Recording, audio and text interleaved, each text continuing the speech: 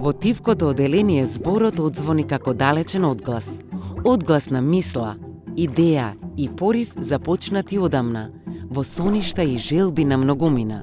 Патувал низ времето, живеејќи низ многу луѓе, за сега на 23 септември 1943 година да влезе во ова училиште природно, како што се влегува во својот дом. Речениците што следуваа, кажани на јазикот кој овие ученици го слушаа секој ден во семејството, меѓу своите врсници, на секаде околу себе, се разлеаја во училницата на посебен начин и како малку да ги осветлија лицата на сите присутни. Јазикот продолжи да одекнува. Тоа беше јазикот кој истовремено беше и желба, и знаење, и радост, и самиот живот.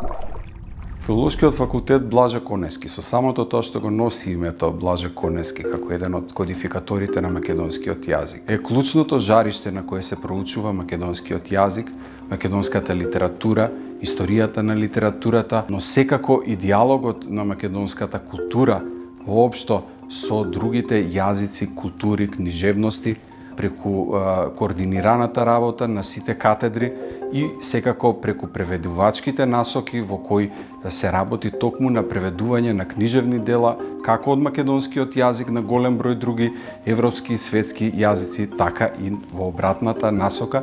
И во таа смисла Филолошкиот факултет придонесува во еден постојан диалог на македонскиот јазик и со светот.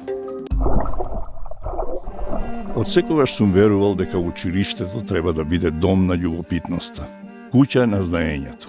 Тоа сакам да го сторам и со ова училиште, за овие 23 деца. Од оваа скромна зграда заедно да создадеме куќа, дом за нашиот јазик, во кој љубопитноста на децата ќе се претвора во знаење.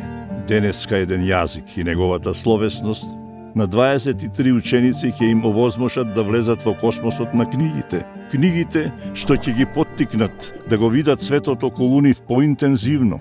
Книгите што ќе ги замислат, книгите што ќе ги ослободат, книгите што ќе им овозможат да пораснат, книгите со кои ќе слушнат толку многу гласови, книгите со кои ќе патуваат кон други светови и книгите со кои ќе се враќаат во себе.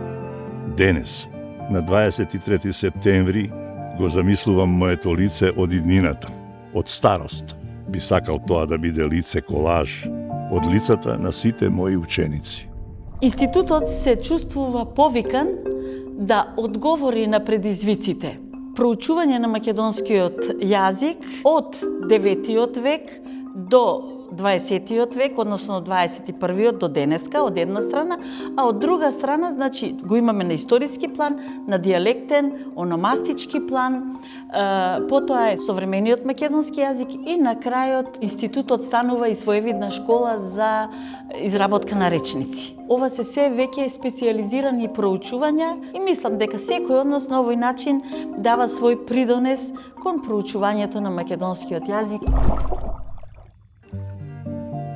Речениците кажани на македонски јазик се шират меѓу ѕидовите. И во тој момент просторот се претвора во нешто друго. Ѕидовите веќе не се обични ѕидови. Зградата станува дом на јазикот. Јазикот пак го вдомува духот. Обезбедува живеалиште за душата, палата за умот. Во него еден дел од човештвото ќе го складира најдоброто од своето знаење, мудрост, имагинација. Неговата различност ќе биде различност на светот, постоење на светот во таа посебна варијанта. А во длабочините на тој јазик, многу луѓе ќе можат да го видат одразот на својата екзистенција.